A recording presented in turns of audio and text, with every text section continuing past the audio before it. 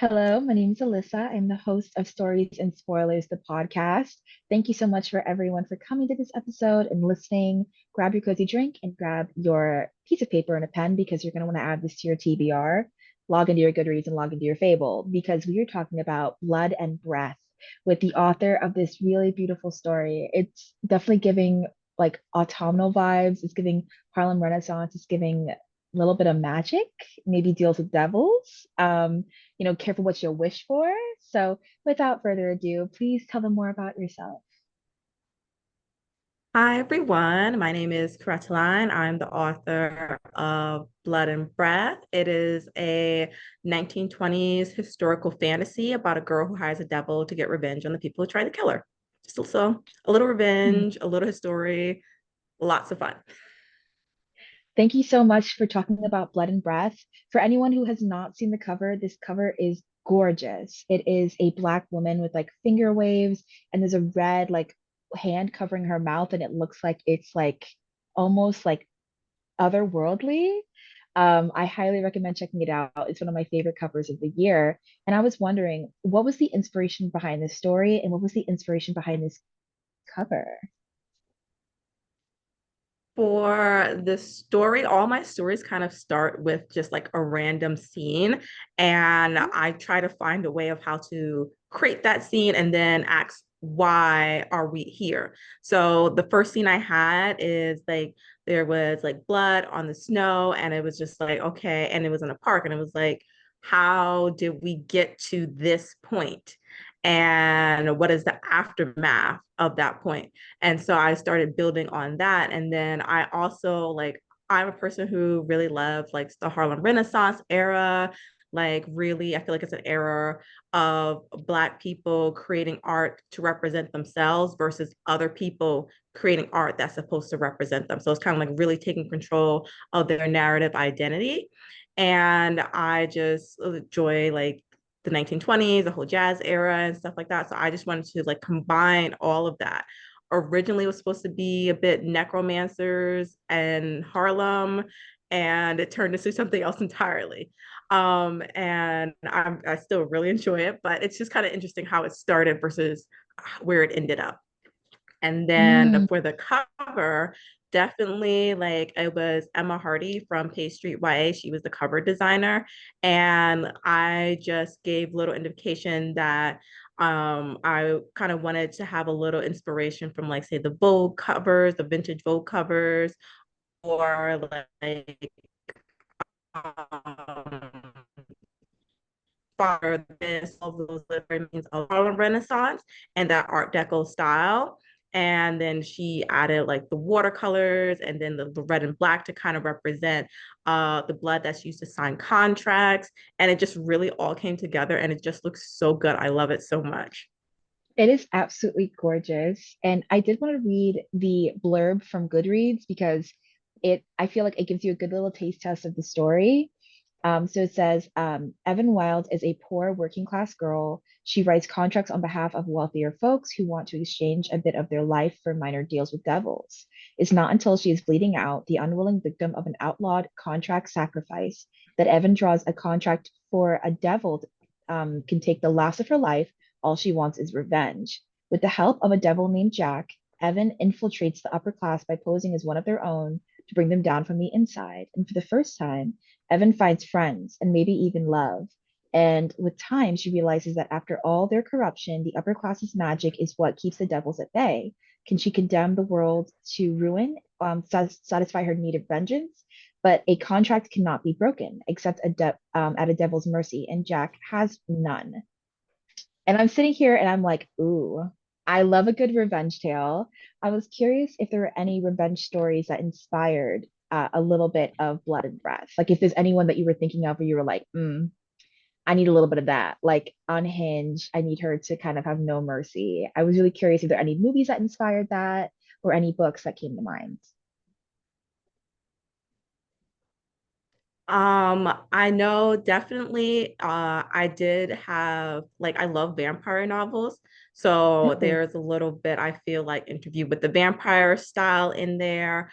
I Black Butler, which is a manga about a boy who hires a devil to get revenge. So there's like similarities to that. And then one of my favorite authors, Dia Reeves, she's the author of Slice of Cherry. She ends up being the dedication for my book. And her like MO was like she wants to write Black girls doing squicky things, which is kind of like sometimes it's a little difficult for people to like accept. And so I was like, I want her to be doing all of the squicky things. And a lot of it, she's Evan, my main character, she's very justice centered. So it's kind of like she is taking that sense of justice to a very big extreme. And but it also is like, okay, is she justified in that revenge? Ooh, that's a really good question. Or is doing wrong? I'm trying to explore that a little bit as the story progresses. Oh, okay. I was curious while writing Blood and Breath. I also ask a lot of readers this as well. When you write, you mentioned that you had an image in your mind that kind of sparked this story. As you write the book, do you imagine it in your mind like a movie, or is it more like words on a page? It's definitely a movie, and like it's like I have the visual of the scene, and now it's trying to transcribe it into words that Ooh. still gets the feel of what I'm seeing. And then, because like with the movie, you have the image, you have the actors portraying the words, you have the music in the background. So it's kind of like trying to encapsulate all that into just being on the page. So sometimes, like with the cadence of the words I'm choosing, or just somehow how I'm describing something. I'm trying to like just match it as much as possible to the vision I had in my head. Ooh. I also like how you referenced your dedication to this book links to Black girls and the sense of like I don't know, like we can be spooky and there's a complexity to that. I feel like in a lot of like horror movies or in scary stories, it's usually the final girl is this like white girl. She's usually like brunette or something. And she's like, and I will survive. And the black girls on the side is like a friend, like we see in I remember what you did last summer, where it's like it's Brandy, and she's this like outspoken black girl and she gets thrown into the glass and like we just don't see her for the rest Mm-hmm. of the to the very end. And I love how in your story the black main character, she is at the heart of the story. She's complex. She's not just this stereotypical, like, I have to be strong because I have to be strong. There's a lot of emotion and vulnerability and reasons for revenge. There's reasons why she feels a certain way. She seeks love, but also has her own creed. And I was curious if, while reading and growing up, you were looking for a character like the one you wrote in this story, and what books kind of made you fall in love with reading and made you fall in love with writing? Ooh, okay, that's a good question because my mom, she tells me that when I was little, I didn't like reading that much. And so she Mm. tried to find a book for each of us that we would really like. And mine's ended up being The Bernstein Bears. And after that, like I got into reading more and more. Like I think we figured out the max amount of books you can take out from a library, and it was 50 books. So we would come back home with these piles of books trying to read them all. And like, so there was like a bunch of different series and things like that. And I think the book that really got me into being like, oh, I can like write, because I'll write little stories here and there. I have in one of my journals like a Sailor Moon fan fiction. Like Ooh. so I have that, but like to actually like write a whole story. And it was In the Forest of the Night by Amelia Atwater Rhodes. It's a vampire novel, but in the author bio, it was like she was 13 when she wrote it, and I think 14 when she got it published. And I was like, oh, we can do this, because I was around the same age. And so I was like, I will be a teen author, granted several years later, but she was the first one Wow. who really inspired me to be an author. And then I think Dee Reeves is the first I felt like I could really relate to the characters, as someone who was like, there would be like different books, but they would call them like, I think someone said for like we need diverse books, that books need to be mirrors and windows. And a lot of times, especially for like Black kids or other kids of color, we'll have books that are windows into other worlds, but not really books that are mirrors for ourselves. And even Mm. though Slice of Cherry, Dear Reads is not exactly, because like in the book, the girl, she's a bit of a serial killer and there's gore and da da da. I like to think I'm a law-abiding citizen, but I think the emotions of her character and her relationship with her sister is what I really connected with, and the fact that, I could have some weird interests and it would be okay. I like that you mentioned that in Slice of Cherry, I'm going to be adding to the show notes for all the books that you're referencing. I'm like, and I needed that. And I needed that. Like I needed like to know that I was not the only like weird Black girl out there. If you ever grown up in this space, you're like you're the only Black girl in class, or you find yourself reading books and all your other classmates had different hobbies. The reading and like the coolness that reading became, I didn't see that until like college. I didn't really see that in high school. And or the books that I was Yeah, reading weren't the genre. Like I wasn't reading romance all the time. Like I found Gillian Flynn and I found Sharp exactly. Objects.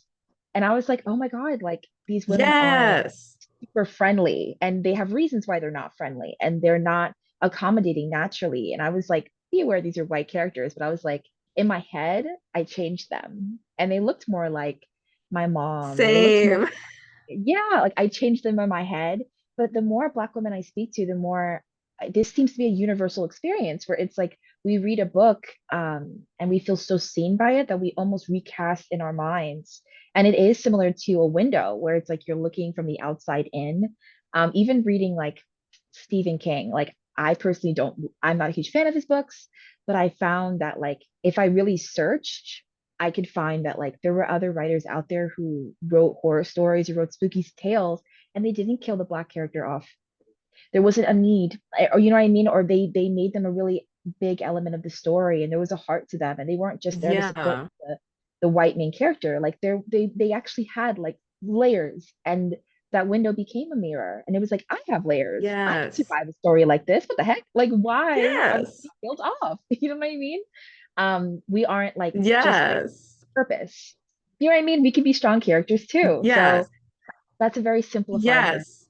But And then yeah, also like if you don't see it, then you wonder like, oh, do I exist in a way? It's kind of like you're like, oh, I guess there's something a bit off with me that I don't fit into what I'm supposed to be seeing. absolutely. Yeah. Yeah. I just recently found a lot more stories like Black horror anthologies, like The Black Girl Survives in this one. That was one of my favorite books Hmm. last year. Like, had I known that there were so many authors of color who also write like spooky tales, who write romance, who write Yes. sci-fi, I probably would have diversified my reading and I would have felt more seen a lot sooner. I'm grateful I found Yes. you now. Like I'm so grateful to have found you. I'm so happy to read your work and I'm excited to share you with Yes. everyone listening. But you're I just oh if I sometimes I wish you could like travel back in time and read certain books when you were younger that were made now so that you could like Yes. I don't know, like you could be creative too and like not feel so alone. Like your book, even though it does touch on some really intense emotion and really awesome moments, I was like, oh, I love her revenge plot. I support women's rights and I support women's wrongs. Like I protect her at all costs. And I don't know. I love this element. Yes.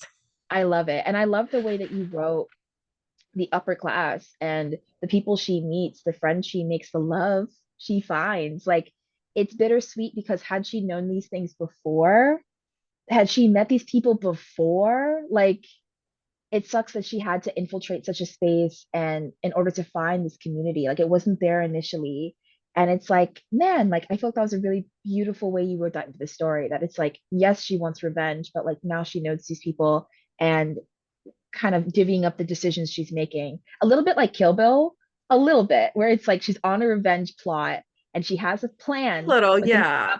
according to plan. I'm like, what is going on in the villa? So I am curious if there's any quotes you would like to share from your book to give readers a little taste of Blood and Breath so they can, add it to their TBRs right away. Yes. Okay. So I always feel like the beginning paragraph kind of really sets this tone. Let me see. So in the beginning chapter, I go, there are three types of devils: the ones you summon for love charms and good luck, the ones you summon for ambitions and impossible dreams, and then there are the true devils, the one that almost broke the world 300 years ago, the ones you don't summon at all. And then I would say like another one is That if is I a good could find book, I it. add. I'm like, ooh, you writing's got some sweetness to it. I'm like, yeah. I'm like, yeah. Yes, that it's like it just kind of really tells you like, oh, something's about to go down. And And I then love I was feel like I feel like let me see. Da, da, da, da, da, da. Let me go back. I feel like it's one of my favorite scenes with like Jack when he's with Reese, like in the diner. I like that one. And then it. I always go where he's like, I loved him and I hated him for it. He had promised, he had betrayed, and I would have my revenge. And it kind of like just really encapsulate how he's like very passionate, but it's not going in the right direction. 100%. I'm like, I couldn't help myself while reading your book. I had a little cast in my mind of who I would have cast as like certain characters if it became a film. And I was really curious who you would cast in your book if it became a movie. I'm curious. I don't want to Oh, spoil anything, but I'm like, ooh, who would be the lead? Who would be the love interest? Like, oh, I just need to know. okay. Yeah, yes. Okay. So far, I've only had two. Like, one, I'm like definitely, well, actually, that's a lie. I have three. One is the Antler Devil. I saw Sinners and Jamie Lawson, and I was just like, oh, you'd be perfect for her. Right. And then for Evan, I saw Forever, and I was like, Lovey Simone would be a perfect Evan. And then for James would be, let me see his name exactly. For I know all James, these it was actors, so from I'm I like think plopping in my head. XOXO Kitty. Yes, Yes. Would be like Anthony Cavan. yes, I know who you're talking about, 100%. Yeah. And listeners, So I'm sure I you're on but your the only phone person I really typing. yes, yeah. Ooh, and who Yeah. would you So I'm just cast like they're just added as to my list. Jack? And then I have no idea still. I haven't bumped into like the person that I feel like will be the perfect Jack. Hmm. Okay, I hear you. I I feel like I should think ask everybody else. I was like, okay, guys, who do you guys envision as Jack? Tell me, let me know. that's a good question. For anyone who does end up reading this book, let me know who you would cast as the love interest in the story. He's a lot of things, but I imagined him as the guy from How to Get Away with Murder. Um, I don't want to spoil that show. I really, really don't want to spoil it, but he does change as the story goes on. His name's Alfred Enoch. He was Wes in How to Get Away with Murder. That's why I imagined as Jack. Oh, Hear me out, hear me out. I was reading the book and I was like, I like this person. I want him to be Jack. And I don't know. I thought he was so cool. And for Evan, for some reason, I was imagining like a young like Regina King. That's who I was thinking about. I was like, okay. Uh-huh. I was like giving 90s. I just something about her. I need her in more Yes. movies. Okay, I could see it. I could see it. Yeah, I was like, because also she's like I was super like, strong physically. I was like, yeah, yeah. And she serves face. And she's just a great yeah, because actress. wasn't she in The Harder They Fall, the cowboy movie? Yes, yes, she was. And she's amazing. I need her in all Yes, yes. Like, the so it's like I love her. she's amazing. She's amazing. If I could do like a time Yes, machine, yes. yes. If we're allowed a time machine, I'm gonna pick Regina King. I just need to see her in more movies. And I think she would be such I haven't seen Yes. her in many I haven't seen her in many like films that have dark magical elements as well as like romance. So I'm sitting here and I'm like, yeah, I don't know why they're not casting my Yeah. girl. Like, what's going on? But Right, I, right. I I love your book so much. And my final question for you is, what was your favorite part of writing Blood and Breath? And what do you want readers to know going in? Ooh, okay.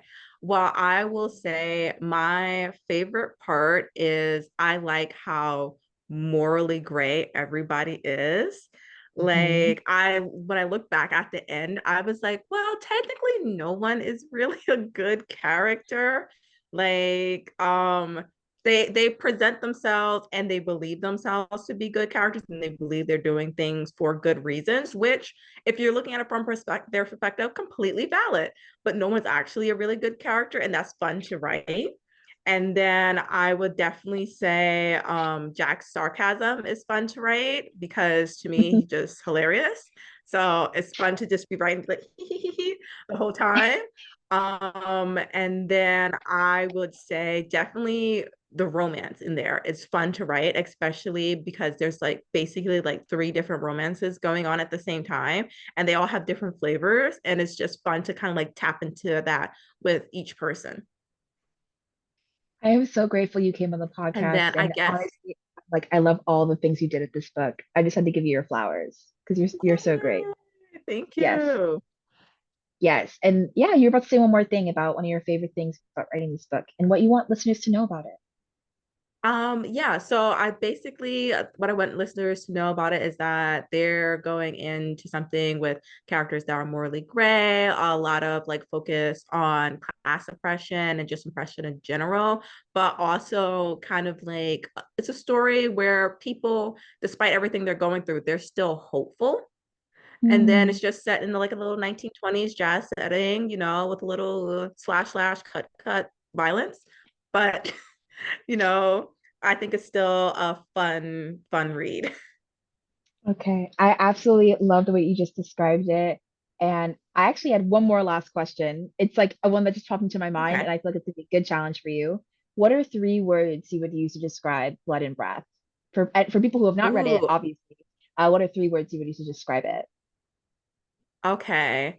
Ooh, three words. Okay. Um, I would say um vampire style, morally gray, on justice centered. I know I'm cheating. They're all three just single words. They're smushed together with that little, hyphen in the middle. I love that. And you bent the rules as you should. Where can everyone find your book, and how can they follow you on social media? So everyone can find my book wherever books are sold, Barnes and Nobles, Amazon. There are several indie bookstores in a couple of states. I know Boston, Texas, California. I'm trying to get one in my local indie here in Philadelphia. And then you can find me online. I have my website, Qurratulayn, Qurratulayn books.com, as well as my Instagram, Qurratulayn, which is my first name, is writing.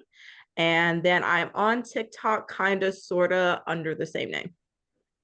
Thank you so much for coming on the podcast. Everyone, I will link the books mentioned below, as well as Blood and Breath, to please check out. I think it's perfect for year round, but since we're in spooky season, I don't know, it hits different this time of year, and Time. it's just fine. Thank you so much for coming on the podcast. Everyone, like and subscribe if you can. Show this wonderful author some love, and have an absolutely wonderful day.